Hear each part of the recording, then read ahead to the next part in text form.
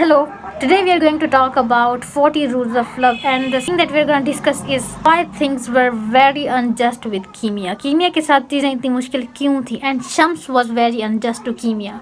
उसके कैरेक्टर्स की तरफ आते हैं. Everyone have almost read this novel. Character में क्या थी? Ella थी. She reads a novel. जो novel लिखा होता है अजीज़ ने. And she fell in love with अजीज़. अब अजीज़ ने कौन सा नावल लिखा होता है? वो शम्स और रूमी की कहानी ही थी. Shams were very good. Shams was very kind. Shams was all the hero. ठीक है, लेकिन बहुत अच्छा था. लेकिन what the problem that happened with Kimia, nobody discussed what happened with Kimia. Let's discuss who they are. अब रूमी और शम्स का जो ताल्लुक है, everyone knows who is Kimia. Kimia Rumi की we can say that she's an adopted daughter. Kimia जो थी she can see visions. उसको वो चीज़ें, वो लोग नज़र आते हैं, डेड लोग जो आम इंसान नहीं देख सकता. So her parents वो उसको छोड़ के जाते हैं रूमी के पास. वो रूमी के पास रह रही होती है. रूमी उसको पढ़ाता लिखाता है, चीज़ें वगैरह सिखाता है. और फिर रूमी के दो बेटे भी होते हैं, और उनमें से एक बेटा जो होता है he is interested in Kimia. लेकिन अब what happens to Kimia? Kimia is attracted to Shams. Shams मेरे ख्याल से I think their age difference is a lot. Shams बहुत बड़ा होगा. शम्स आई थिंक शम्स की उम्र रूमी जितनी ही होगी. And Kimia she was just a girl. Kimia started taking interest in Shams. ठीक है, एंड देन जो रूमी होता है he doesn't want to lose Shams. Shams एक दफ़ा पहले उसको छोड़ के गया होता है और रूमी की तबीयत उससे बहुत ज़्यादा ख़राब हो जाती है. He doesn't want to live without Shams.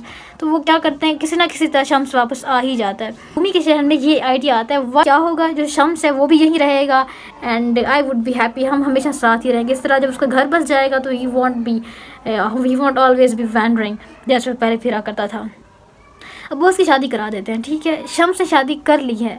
अब होता क्या है, when the night they are married, जो शम्स है उसको रियलाइज़ होता है कि no, I am not the person who should get married and who should start family. I am not meant for these things. Bro is realising that he should get married after getting married. अब उसको पहले सोचना चाहिए था. अब उसने कीमिया के साथ शादी कर लिया, right. And Kimia was the happiest woman alive on earth. वो बहुत ज़्यादा खुश थी. एंड देन व्हाट हैपन्स, उसके शौहर को रियलाइज़ हो जाता है कि मैं तो फैमिली वाला बंदा ही नहीं हूँ. I am not that kind of person. मैं तो सूफ़ी हूँ. I should wander. मुझे घूमना चाहिए. मुझे I should do all that stuff. The person who was kind even to the beggars, जो भिखारियों के साथ और जो नशा करते हैं उन लोगों के साथ इतना काइंड था. He was very unjust to Kimia. Did someone realise? Did Elif Shafak realise?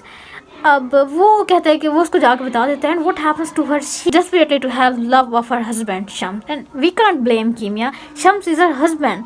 And you know what's the worst part सबसे ये है कि she has to go to Rose के पास जाती है एंड उसे कहती है कि teach me the things that I can do to make my self attractive to Shams.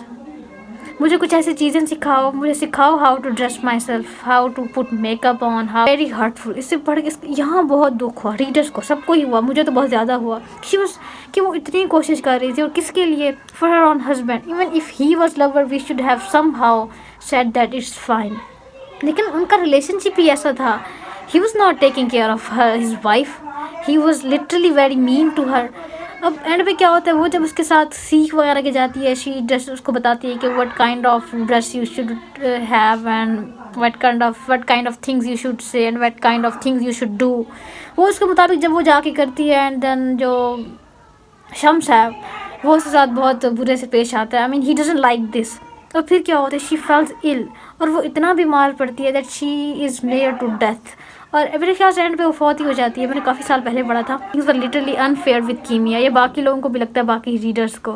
अब जब वो एंड में मरने लग जाती है, फिर बाद में उसको ये लिखा होता है, उसको सुकून वगैरह मिल रहा होता है. And Shams I think read Quran. Why should we behave like angels? We are humans and should behave like humans.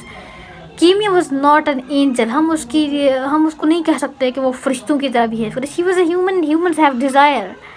Either it's desire for the love or for the food or for the money or for the status power. And Shams was also human. He was not an angel. वो भी कोई फरिश्ता नहीं था. He was an angel. Our Rasul Pak Sallallahu Alaihi Wasallam, he got married. He lived a life and he did all these things. And and then poor Kimia, what happened to her? बेचारी. And I think she died. लिखा हुआ था कि she was in peace. She was not in peace. I don't think so she was in peace. The kind of life she lived her parents उसको यहाँ पे छोड़ गए थे. Okay, she was fine living in Rumi's house, but she was not fine when she got married to Shams. ये वाला point मुझे थोड़ा सा डिस्टर्बिंग लगा था 40 रूल्स ऑफ लव में. क्वेश्चन ये है कि अली शफक ने जानबूझ के ये प्लॉट ट्विस्ट डाला to make the personality of Shams controversial. अब शम्स ऐसा क्यों था? शम्स सबके साथ ही अच्छा था, लेकिन Shams was not good to Kimia. अगर शम्स नहीं करना चाहता था तो he shouldn't have get married, he shouldn't have simply get married to Kimia. He had vision, उसको हर चीज़ पहले से पता होती थी, उसको पता चल जाता था कि what's going to happen next. लेकिन उसको ये पता नहीं था कि what I am gonna do with Kimia. शादी कर रहा हूँ, would I be able to perform the duties of a husband. He should have literally considered it. Well, आप अपनी राय का इजहार कर सकते हैं और बता सकते हैं कि do you think the same that कीमिया के साथ अच्छा नहीं हुआ, या फिर आपको लगता है कि Shams was literally we can justify the actions of Shams in this matter. Do let me know in the comments.